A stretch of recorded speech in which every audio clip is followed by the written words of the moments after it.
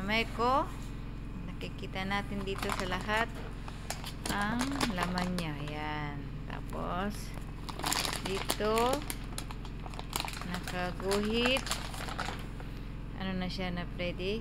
Pampasok yan. Ready na siya ipasok sa butas. Binutasan na ng aking partner. Siya na taga-butas kasi mas madali ang trabaho namin. Tapos, ito yung key. Ito yung yan, yung puno na gagamit namin. May uri ng puno pwede dito. Hindi lahat ng puno ay pwede mabuhay ang mushroom. Yan.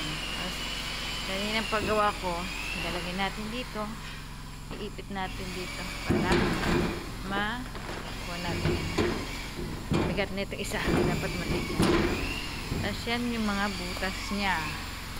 Na binutas na. Tapos, ito lang. Dito natin ilalagay yan. Sa mga butas na yan. Ang punla. Yan. Yan ang punla. Papasok natin dyan. Yan. Yan. Yan ang punla. Ipapasok natin sa lahat ng butas na pinagbutasan yan. Ngayon, ready natin. Yan. Tatambak natin dito. Yan. Pinag-ano natin yan. Titambak natin dyan. Tapos, sunod na tag-araw na iipunin yan. Tatakpan nito. At pagkatapos nyan, yun. Pero hindi yan makuha. Isa isang taon pa yan. Kaya pa kami bubutasan.